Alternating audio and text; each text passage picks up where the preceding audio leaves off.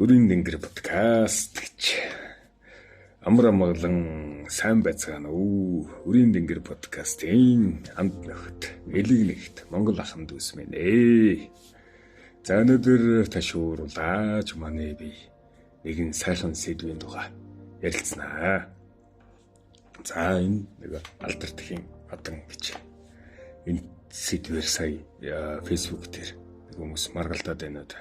Тэгээд гинт өмнө онгодуудын ярьжсэнээр бурлаа дээдс минь таны одоо хамгийн гоё баяр хамгийн том цал хэрэг юу вэ гэдгсэн чинь алтар тэхийн одон гэд ямар ч бодох зүйлгээр онгод хэлжсэн байхгүй. Тэгэхээр энэ чинь нэрээ ямар чухал юм бэ гэд бодоод тэгсэн чинь фэйсбүүкээр энэ сэдвэр хилцүүлэг болоод тахаарна. Жаахан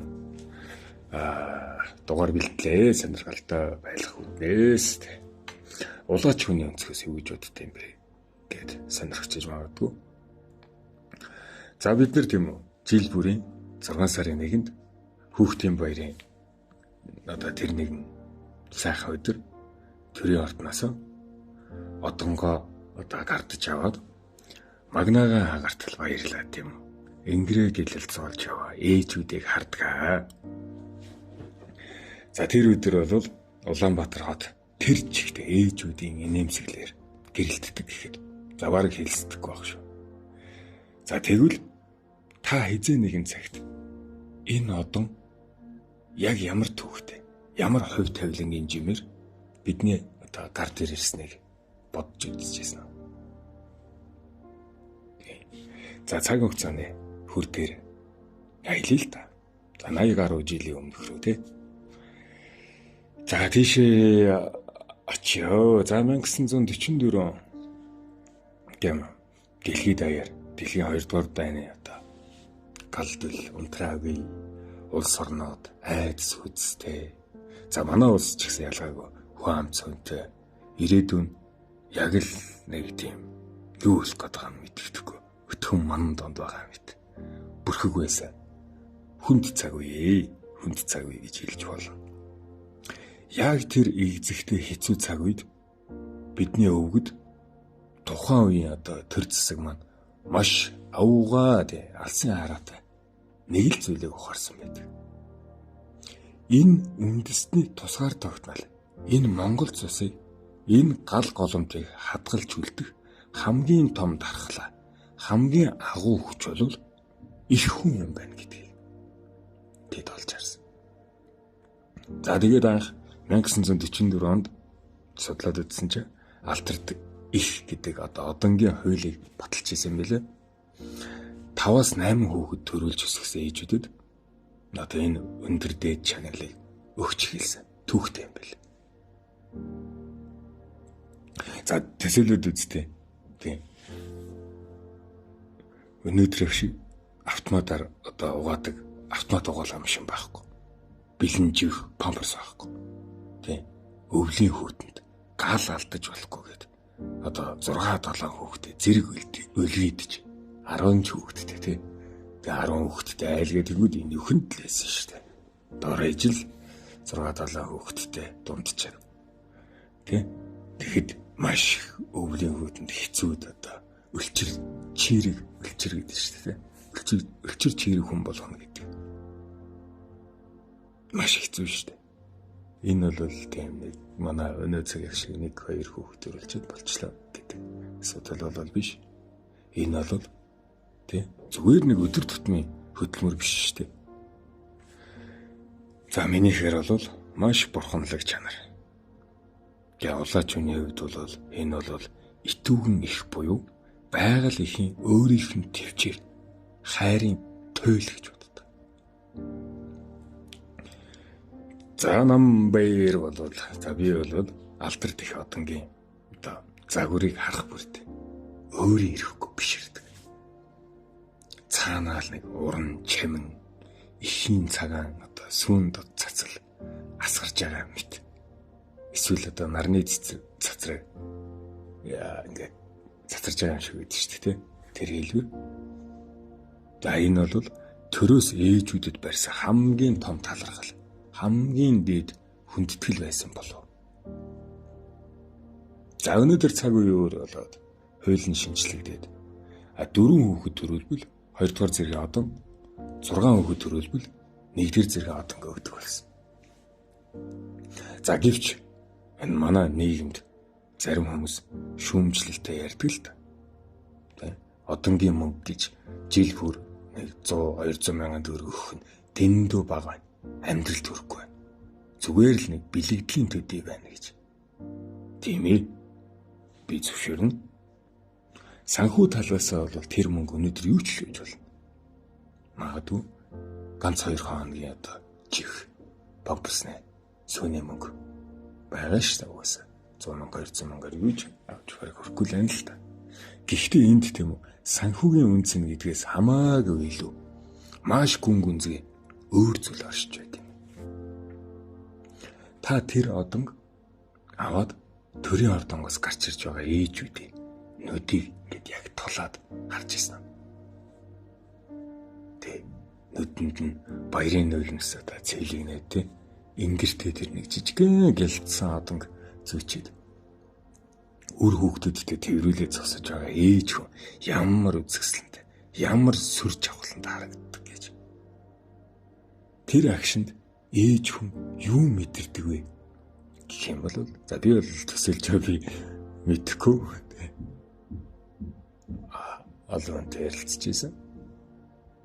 Би зөв амьдарчээ. Миний нойргүй хонсон шөнөд миний урсгасан нулимс миний энэ зүтгэл зүгээр нэг түүх болоод өнгөрөөг юм байна.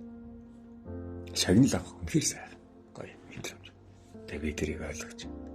Миний улс орон, миний төр намайг харж байж, намайг үнэлж байж одоо гэдэг тэр дээд зэргийн бахархал, сэтгэлийн амар амгаланг мэдэрдэг гэдэг.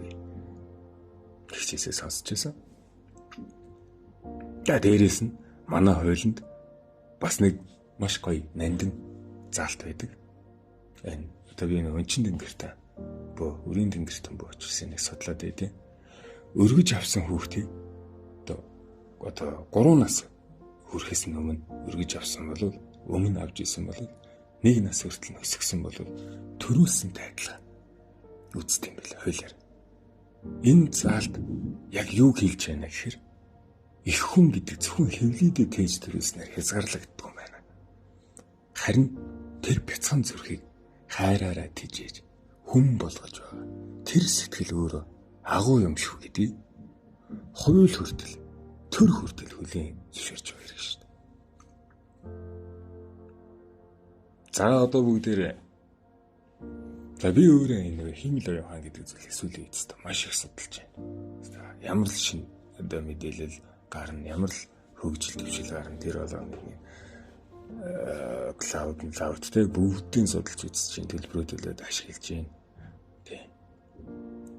За одоо хэдүүлээ ирээдүйн цаг руу магадгүй бидний яг одоо нүүр тулж байгаа тэр том өөрчлөлт рүү өнгөж харъя. Бидний мэддэг ингээд ойлголтууд бүгд норж унаад байна. Ийм л оюун ухаанаас болоод тий ирээдүйд юу болохыг үнэхээр тааж ядчих. За гэхдээ өнөөдөр дэлхийд даяар хиймэл оюун ухаан роботууд тий асар хөгжтэй хөгжиж хүний хийдэг бүхнийг орлож эхэллээ шүү дээ. Тэгээ үүнээс болоод зарим эрдэмтэд за эрдэмтэд биш тэр байтугай жирийн хүмүүс ч айж имэхтэй ингэж хэлдэг болж байна. Одоо хиймэл оюун ухаан бүхнийг хийчих юм чинь дэлхийд олон хүн байгаад яах юм бэ? Хүн ам цөөрснөн дээр олон хүүхэд төрүүлж дэлхийг ачааллаар дарах хэрэггүй. Байгаль орчинд ч халтаа гэд тэнцвэргээд бодлооны юм яриа л. Гэхдээ энэ үнэхээр үнэн гэж юу?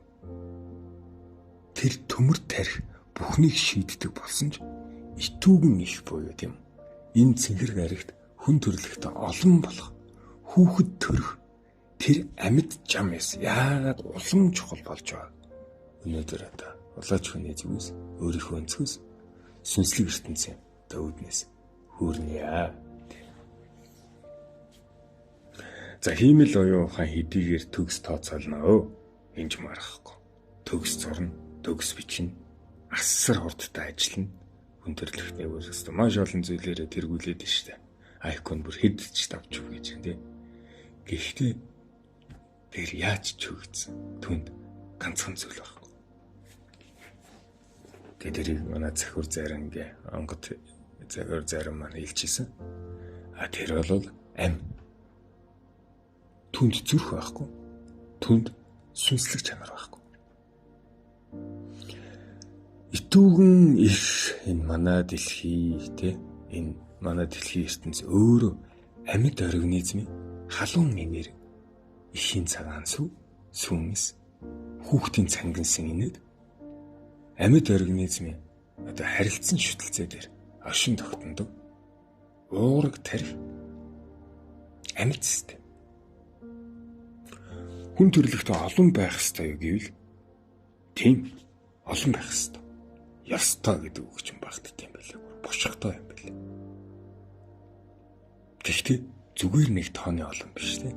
Амьд чанарын олон, хайрын олон байх ёстой. Дэлхийн хүн ам өсөж шинэ үрс төрөх бүрд итүүгэн ихэд шинэ амьдралын орсол шинэ химнэл нэмэгдэж байдаг. Роботууд тийм үү бидний ажлыг хийж өглөөгээд их хүн хүүхэд төрүүлэхэ болж юм бол энэ дэлхий юу болох юм бэ? Зүгээр л хүүтэн дөмрөөд тийм.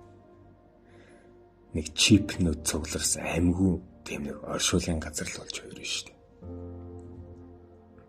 Хиймэл оюун ухаан ирээдүйд бидэнд ажиллах хүчийг биш.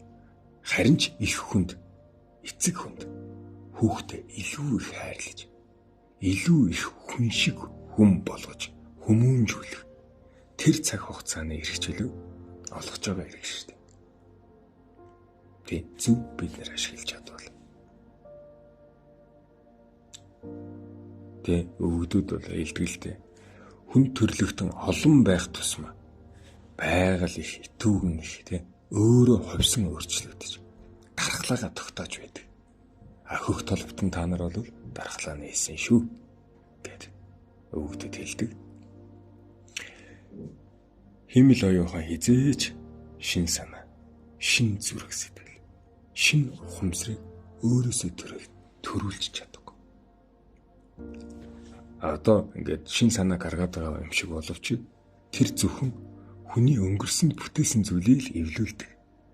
Тийм хурдтай логик машин шүү дээ. Алгоритм дээр ажилладаг, суурилдаг тийм. Харин их хүнээс төрж байгаа тэр бяцхан үр болгон дэлхийн ирээдүйн шин хувилбар.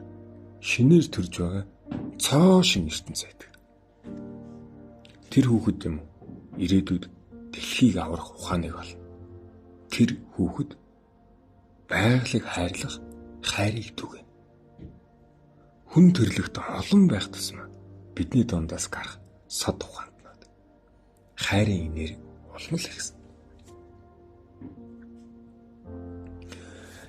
За өнөөдөр хүн ам нь тийм үү маш хурдтай цөөрч өгтөлж байгаа. За ойрын жишээ гэвэл одоо Япон, Солонгос зэрэг орнуудыг хараад гар. Тэнд тийм үү технологи хамгийн өндөр хөгжиж байна. Химэл оюухаас таасаагүй. Гэвч тэнд амьдралын баяр баясгал амьд тийм үү. Амьд гэдэг чинь өөр шүү. Амьд халуун уур амьсгал дутагдчих. Хүмүүс нь ганцаардчих. Энэ бол өнөө итүүгийн химнэл алдагдчих. Байгалийн жам ёсны эсрэг явсных нь шийтгэл болоод байна л да. Тэгээ төрөлд одоо бүр 0.1 хэд болцсон ч гэж Солонгост судлаад үзсэн чинь. Энэ улс үндэст дэлхийн ертөнцид юм уу? Мөнх оршоо гэвэл техникийн хөгжлөөс илүүтэй ихийн хэвлийгээс хүүхэд төрөх. Тэрхүү бурханлаг үйлийг хамгийн дээр тавих хэрэгтэй. Энэ түүхэд бэлхнэ харуулж шин. За сүүлийн үед ч гэж өгөөд ахад ч гардаг л байсан. Одоо нөгөө кинон дээр гардаг ирээдүйд химэл оюухан роботууд босоод тийм хүн төрлөختнийг устгах чана гэж одоо асар их хайж төгшдөг болж шүү дээ. Тэгвэл өнөөдөр зовлооч хүний зүгээс танд нэг үннийг хэлье. Роботууд хизээж хүн төрлөختнийг устгахгүй. Тэдэнд тийм сонирхолж байхгүй. Тийм хүсэл шуналж үүсэхгүй. Хүн төрлөختөн устгах юм бол ганцхан шалтгаанаар устна.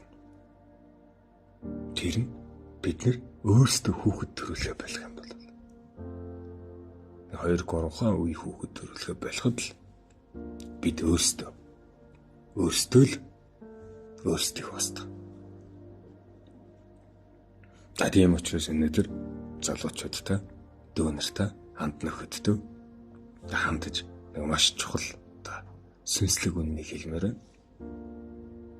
Олон хүүхэдтэй болохоос битээ. Би түүнийг өсгөж тэжээж чадах юм болов гэдэг тэр айдст хууртаад сэтгэлээр битээ баймлаад. Энэ ертөнцид тийм үү зүгээр нэг тохиолдлоор хүүхэд ирдгүү маа. За энийг би Хүүхэн ороод подкастаар ярьж байсан. Өвгдийн сургаал, сүнсний хойлоор эр хүн олон хүүхэдтэй болох тусмаа энэ дэлхийн амьдралыг авч явах үүрэг хариуцлага нэмэгдээд улам хүчрхэгждэг. Улам ирэмгий болдог. Харин хатан буюу эмзээд эмэгтэй хүн олон хүүхэд төрүүлж өсгөх тусмаа түүний сүнсний хөгжил ухаарлал маш өндөр зэрэгтэй төрдөг. Тэр бол итүүгийн хин хэвлэн шиг агваа хайр төвчээрийг өөртөө нээж өгч яана гэсэн л үг. Зарим нэг молгон хүмүүс тэгээд за хүн одоо муулхан жааш. Зарим хүмүүс тэгээд олон хүүхэдтэй болох юм бол ядуу зүйтэй амьдрнаа. Амьдралын чанар муудна гэж андуураад байдаг. Үгүй харин ч эсэргээрээ шүү. Энэ үрс чинь өөрийн гэсэн хувь заяа, өөрийн гэсэн идэх хоол, өөрийн гэсэн эдийн тэнгэртэйгээ хамт энэ ертөнцид ирдэг.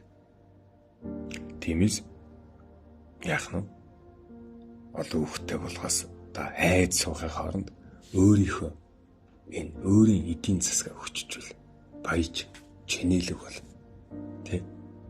бид баяжих ёстой. Монголчууд бид олон үрсээ дутагдах зүйлгүй. Өв тэгш өсөхийн тулд тийм өөрсдөө хүчрхэгжих ёстой. Хүүхэд төрөх бүрд тийм аав ээжд тэр хүүхдийг өсгөх, тэтгэх даалтын нэрэг хим эдийн засгийн үүд хаалга хамт нэгдэж идэг. Тэрийг л олж харж хөдөлмөрлөж баяжих хэрэгтэй. Яаралгүй хийгээд цагт нь амжигдаг. Би хүүхдтэй болохгүй гэж хойшлуусаар гал одоо намайг ч одоо үрийн тэнгэртэн бөө гэд бүгд л эрдэнтэйхэн болвол мэднэ. Хүүхэн ороод подкастынхан болвол мэднэ. Тэгээд хүүхдтэй болох гэж хүлээж бэлдэж ажиллаж яагаад за одоо л нэг боллоо гэсэн чи хүүхдтэй болж чадахгүй нэ. Өндгөөс таавахгүй болцоо ингэцэн тэгцэн маш олон шалтгаан хэлж ийн л да. Хидзээ бэлэн болно гэж. Хөдөлмөрлөж баян чинэлэг болох хэрэгтэй. Үртэй болох хэрэгтэй. Яг цагт. Үр гэдэг зүйлийг хойшлуулж болохгүй шүү. Яг үннийг хэлэхдээ эд гэдгээс чинь ч илүү чухал. Мөнгөнөөс ч хэд одоо нэг хүн болгол мэдэх байлгүй дээ. Хамгийн баян хүн гэж энийг хэлэхээ буурлаа. Хамгийн олон үртэйг хэлнэ л гэдэг. Би бол онгодмоо намаагаад дормжилж ийсэн. Чаг танаа цагт гэж одоо 10 хүүхэдтэй ч зайран ховор болоо шүү дээ. 10 хүүхэдтэй болыг гэж зарж өгдөг. За тэгээд хамт нөхөдүүд минь подкаст сонсогчд минь. За энэ хиймэл оюуханыг дэндүү хитрхи бити бурханчлаарай. Бас дэндүү бити айгаар. Энэ хиймэл оюухан гэдэг бол бидний амьдралыг одоо хөнгөвчлж өгөх хэрэглээ. Яг л угаалгын машин, тоос орогч одоо энэ гар утас, компьютер, таблет гэдэг шиг те бидний цаг завыг хэмнэх гэж л одоо гарч ирсэн хэрэгсэн шүү дээ.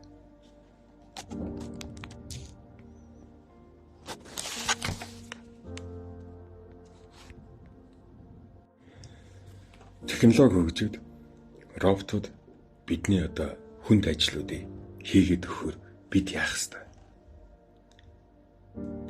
Улам залхуурч хүүхэд төрүүлэхээс цутгах ёстой. Үгүй шүү дээ. Харин ч тэр одоо завж илээтэй болсон суларсан цаг хугацаанд ээжүүд, аавууд, үр хүүхдээ тэг ирчээлээ. За тэг бид нар хүүхэд төрүүлэхээс цутгах хэрэггүй.